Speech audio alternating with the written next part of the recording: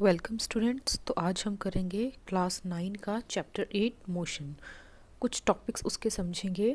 सबसे पहले तो इस चैप्टर में हमें पता होना चाहिए कि रेस्ट क्या होती है। मोशन स्टडी करने से पहले हमें पता होना चाहिए कि बॉडी को रेस्ट स्टेट में कब बोला जाता है।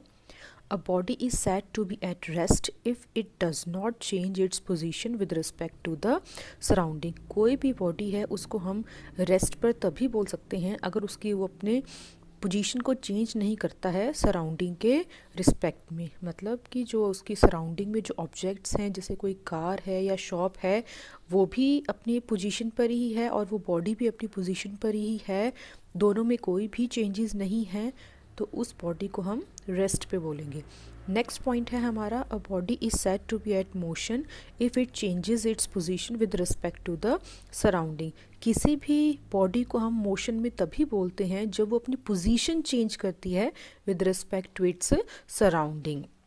जैसे कि जहाँ वो पहले खड़ा था, जैसे वो कहीं पे वो पहले स्टैंड था, वहाँ पे कोई शॉप थी, कार थी, कुछ टाइम बाद वो शॉप और कार तो वही है लेकिन वो उसकी पोजीशन चेंज हो गई। वो जिस पोजीशन पे जहाँ वो खड़ा था वहाँ पे अब वो नहीं है, उसने मूव करके किसी और जगह पर, किसी प्लेस पर वो चला गया है। तो रिस्पेक्ट सराउंडिंग के रिस्पेक्ट में उसकी पोजीशन चेंज हुई है।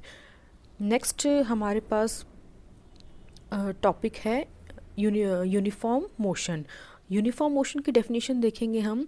Motion is said to be uniform if a body covers equal distance in equal interval of time। Uniform का मतलब क्या होता है?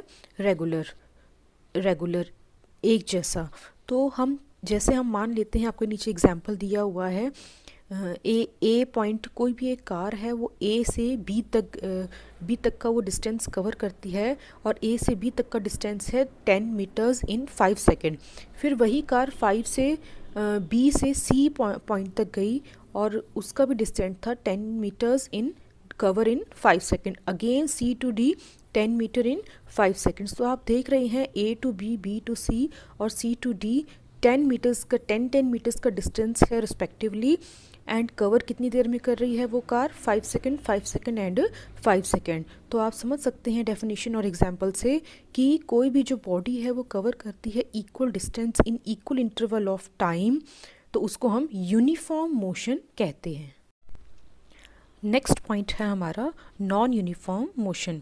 तो इसकी डेफिनेशन है, it is when a body travels unequal distance in equal interval of time, तो उसे हम नॉन यूनिफॉर्म मोशन कहते हैं। एग्जाम्पल देखिए आप, कोई भी एक ऑब्जेक्ट है, वो ए टू बी मूव कर रहा है और डिस्टेंस है 10 मीटर इन 5 सेकेंड्स। नेक्स्ट में वो बी टू सी मूव कर रहा है, उसकी जो डिस्टेंस है वो 20 मीटर्स है, अगेन कवर इन 5 सेकेंड। आगे सी टू डी मूव कर रहा है, उसकी 5 मीटर्स डिस्टेंस है और वो कवर कर रहा है 5 सेकेंड में। तो आप देखेंगे कि जो डिस्टेंस है वो इरेगुलर है, वो अनइक्वल है। पहले 10 मीटर था, फिर 20 मीटर्स है, फिर 5 मीटर्स है, बट जो कवर करने का टाइम है वो इक्वल है, इक्वल इंटरवल ऑफ टाइम है 5 सेकेंड, 5 सेकेंड एंड 5 सेकेंड। तो डेफिनेशन है कि जब कोई बॉडी ट्रैवल करती है unequal distance in equal interval of time में, तो उसे हम नॉन यूनिफॉर्म मोशन कहते हैं। नेक्स्ट पॉइंट है हमारा distance. It is the actual length of path by a moving body irrespective of the direction in which the body travel.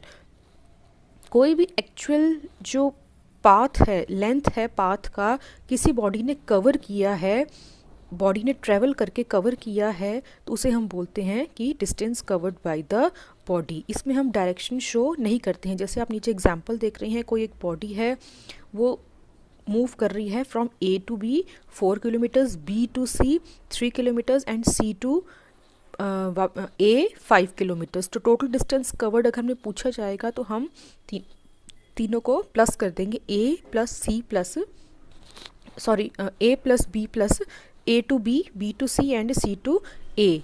4 + 3 + 5 = 12 kilometre. इसमें हम डायरेक्शन शो नहीं करते हैं। एसआई यूनिट होती है डिस्टेंस की metre. Distance can never be negative. Distance कभी भी नेगेटिव नहीं हो सकता है। नेचुरली अगर आप थोड़ा सा मूव करते हैं, कोई भी ऑब्जेक्ट मूव करती है, तो डिस्टेंस नेगेटिव में नहीं आएगा, कुछ ना कुछ डिस्टेंस तो कवर हुआ ही होता है। And it is a scalar quantity. Scalar quantity किसे हम बोलते हैं? जिसमें डायरेक्शन शो नहीं होती है। इसके ऑपोजिट होती है वेक्टर क्वांटिटी, जिसमें हम डायरेक्शन शो करते हैं। नेक्स्ट पॉइंट है हमारा displacement. When the body moves from one position to another, the shortest distance between the initial position and the final position of the body along with direction is known as a displacement. तो displacement भी distance की तरह ही होता है, but इसमें difference ये होता है कि इसमें इनिशियल और फाइनल पोजीशन देखी जाती है बॉडी की, और इसमें डायरेक्शन शो की जाती है। हमें सिर्फ जो बॉडी होती है उसकी शॉर्टेस्ट डिस्टेंस चाहिए होता है इनिशियल और फाइनल के बीच में, और विद डायरेक्शन। तो जैसे आप एग्जांपल देख रहे हैं नीचे, कोई एक बॉडी है वो मूव करी a to b then b to c, तो उसकी इनिशियल पोजीशन थी ए और फाइनल है सी। और अगर इससे हमें बोला जाए कि टोटल डिस्टेंस कितना कवर हुआ है, तो हम 4+3 करके 7 किलोमीटर्स निकाल लेंगे।